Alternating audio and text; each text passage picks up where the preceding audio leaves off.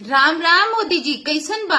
खूब मिथिला में घूम रहे हैं। और अभी तो आपके मोटा भाई, बोले तो अमित शाह, आपके छोटा भाई का है, और मोटा भाई वो जाके अभी मंदिर का भूमि पूजन किए हैं, बहुत अच्छा भव्य बनवाएंगे, है ना।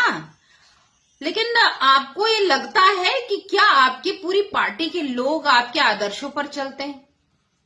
कभी सोचा आपने? आपको बार बार हम लोग शिकायत करते हैं, तब आप जाकर एक्शन लेते हैं। जब हम बात करते हैं रिपोर्ट की, जब हम बात करते हैं उनके 5 साल के कार्यकाल की या हर महीने के कार्यकाल की, तब जाकर आप वार्तालाप करते हैं। वरना आपके जितने भी सांसद हैं, विधायक हैं, वो सिर्फ आपके नाम पर वोट पाते हैं, बाकी कुछ नहीं करते। श्रेय की राजनीति और वीवीआईपी ट्रीटमेंट दादा। और आप जो सीता जी का सम्मान करते हैं, मिथिला की बात करें, बिहार चुनाव है तो मिथिला की बात तो बहुत दूर तक निकलेगी दादा। लेकिन क्यों निकलेगी, मैं आपको बता रही हूं ना। मोदी जी मध्य प्रदेश के जो सीएम हैं, वो मध्य प्रदेश के महाअधिवक्ता के बारे में क्या सोच रखते हैं, मुझे कहने की जरूरत नहीं है। उनको ऐसा लगता है कि हमारे मध्य प्रदेश में कोई भी काबिल वकील नहीं है, इसलिए अपने हलफनामे के लिए डीएमके के उस अधिवक्ता को उन्होंने चुना जो डीएमके पार्टी आपके सनातन को गाली देता है, जो डीएमके भगवान राम के अस्तित्व पर सवाल करता है, जो डीएमके माता सीता को गाली देता है, जो डीएमके कहता है कि इस भारत देश से सनातन को जड़ से खत्म करना है, क्योंकि ये बीमारी है एड्स के जैसी। बात पचा नहीं पाएंगे, आज बहुत कड़वा कहूंगी, और मैं कड़वा कहती हूं, इसलिए आपके सांसद विधायक जो है ना, मुझसे परेशान रहते हैं। इसलिए रहते हैं क्योंकि मैं एक जिम्मेदार नागरिक हूं, और मैं आपको बार बार कह रही हूं कि अब मध्य प्रदेश मोहन यादव से नहीं संभल रहा है, क्योंकि ट्रांसफर फैक्ट्री के अलावा वो कोनो काम नहीं कर रहे हैं।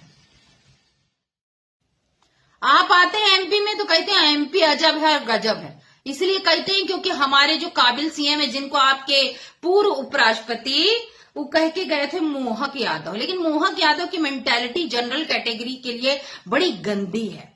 कहेंगे क्यों? दैनिक भास्कर में एक पोस्ट छपी थी जनरल कैटेगरी को लेकर, जो इनके वार्तालाप थे, कई जगह गाली गलौज करते भी पाए गए थे, वो भी वीडियो बड़ा वायरल हुआ था।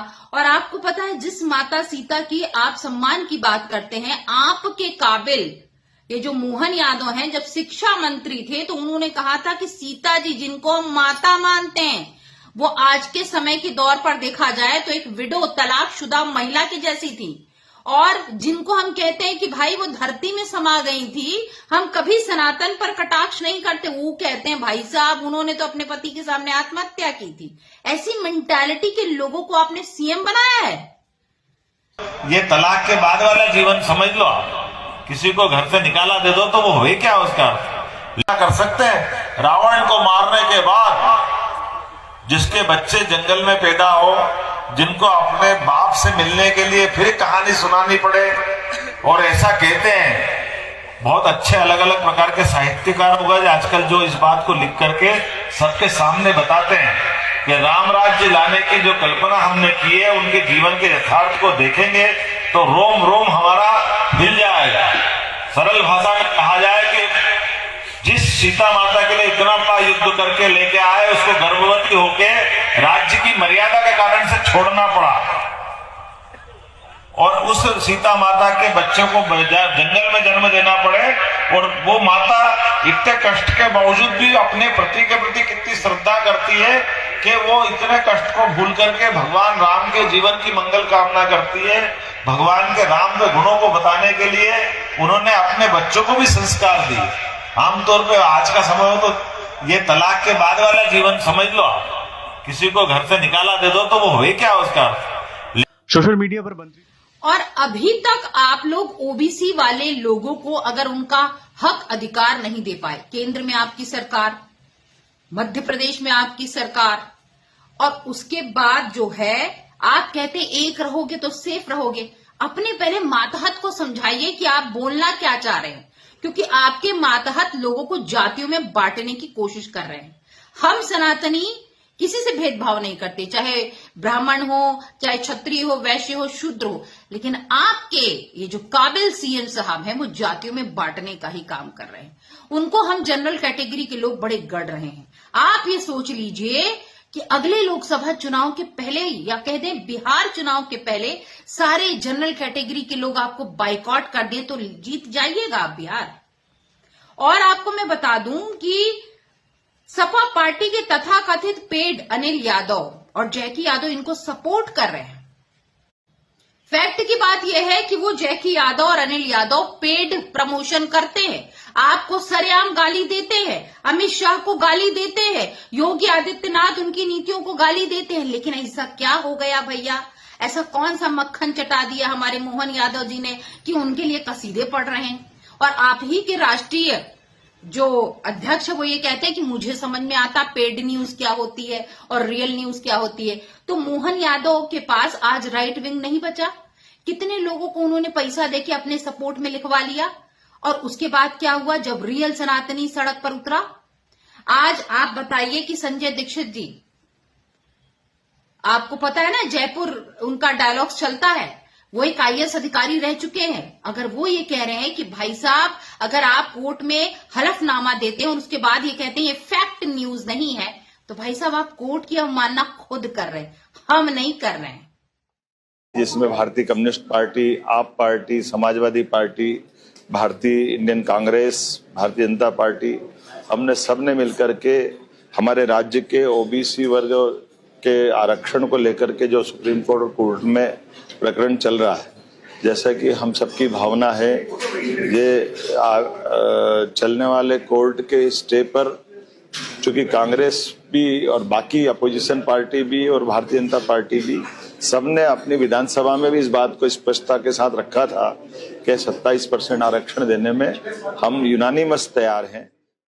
बहुत सारे प्रबुद्ध जन ये कह रहे हैं कि अभी जब कुछ दिन पहले ये आपसे मिलने आए थे तो संसद पहुंचे थे और अखिलेश बाबू को देखकर मुस्कुराए और हाथ भी बढ़ाए थे, कहीं उन्होंने नहीं तो इनकी सपोर्ट नहीं कर दी है। उनका जो फैक्टर चलता YM वाला, और आपने यूपी और बिहार को साधने के लिए इनको CM बनाया था, कहीं यही आपको ले न डूबे दादा। क्योंकि 8 तारीख से जो इनने हलफनामा दिया है उसका डेली सुनवाई होगा। और आप सोचिए जो हलफनामा जिसको हाई कोर्ट इनकार कर चुकी है, 1 बार नहीं 2 बार, ये सुप्रीम कोर्ट पहुंच गए हैं। और जब इसके ऊपर आदेश आएगा या जो निर्णय लेगा सुप्रीम कोर्ट, तो आपके CM की तो फजीहत होगी, आपके बीजेपी पार्टी की फजीहत से अलग होगी और आपके निर्णय की फजीहत अलग होगी। क्योंकि आपके तथाकथित मेंटालिटी वाले जो जनरल कैटेगरी से बड़ा राग द्वेष रखते हैं वो साफ झलक रहा है इस हलफनामे में।